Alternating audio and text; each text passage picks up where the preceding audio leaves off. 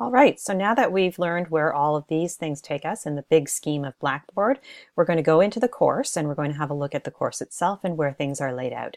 I'm using last year's course because Demo Student does not yet have access to the 2016-2017 school year. So there will be some differences, but the general layout of the course will be more or less the same, and some of the tools that I will show you here will be the key parts of getting around the course. So again, we go back to the global navigation menu and we click on it to find the course, and you just click directly on that link. It's important that you go in this way and not through the announcement links that you get when you first log in, because that will make sure that you get this left-hand menu, and this is the most important navigational tool within the course, and if you don't have this menu, you're not getting access to all of the course content. So you'll see that it's laid out with this menu on the side, and then when you first land on the course page, there is this announcements page, and this is where I will post the announcements throughout the week that tell you what's coming up and what expectations you have for completing course material as we go through. I usually post about 3 times a week, Monday, Wednesday, Friday. On short weeks I post twice, and unless there's something important that I need you to know, I don't usually post in between those. Sometimes I'll contact by email if it's something that I need you to know right away. But this is where you come every time you log in to find out what's going on most currently in the course. In order to navigate around the course, you have this navigation bar. The link announcements will take you back to this page. I've put in a course calendar link that will take you to that course calendar that you saw earlier, and it will take you directly there. And then each of these different links takes you to a different unit. Again, this will look a little different for you for this year, but the basic layout and how you get there is pretty much the same. So if you want to get to Unit 1, you click on this link here and it will take you to Unit 1, and there will be a link here, and so on. Then what we also have underneath that are the activity pages, and these are places like discussion boards, blogs, and other things like Portfolio, Classroom, and Wiki that we use occasionally. But the ones that you will use most often are these ones. And so when you click on discussion board, it will take you to the discussion board, and usually the instructions are within the course content areas, but there will be some brief instructions here as well.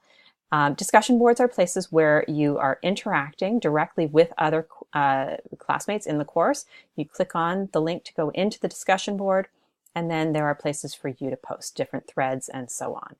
And in the blog area, it is a more individualized posting.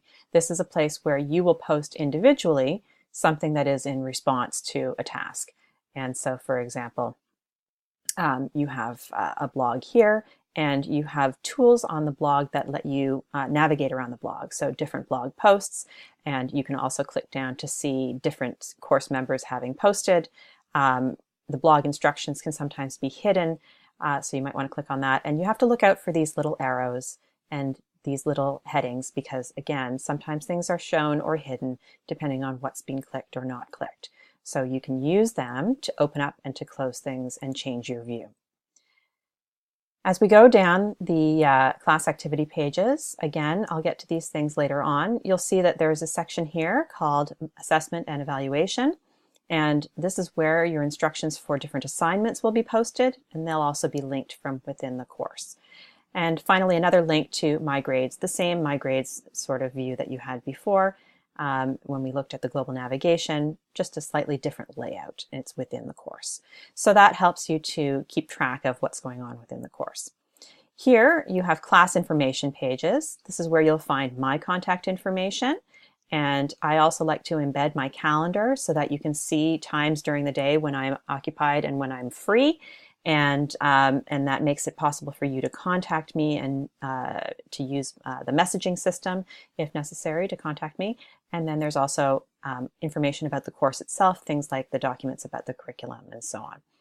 And then finally down here, if you click on Blackboard Tools, you have a variety of different tools that you can use for a variety of reasons. The most important ones to you will probably be things like the roster, and this is where you can find out the names and the contact information of people in the class. There's no one in the class right now, but you would have to click Go to see who all is enrolled in any case, and that will show you all of the different people in the class. Back to Blackboard Tools, and again, if you want to send an email to someone in the class and you don't know their email address, you can go here to send an email, and you can choose who you would like to send email to by a group. And again, we don't have anyone enrolled in the class right now, so it's making it difficult for me to find out anything about the people who are enrolled in the class. But there are also other tools here that you can explore, and links to all of the things that are on the menu, including Blackboard Collaborate Classroom and Blackboard IM, which is the messaging system, which hopefully you have installed. So hopefully that gives you a basics of how to navigate around the course.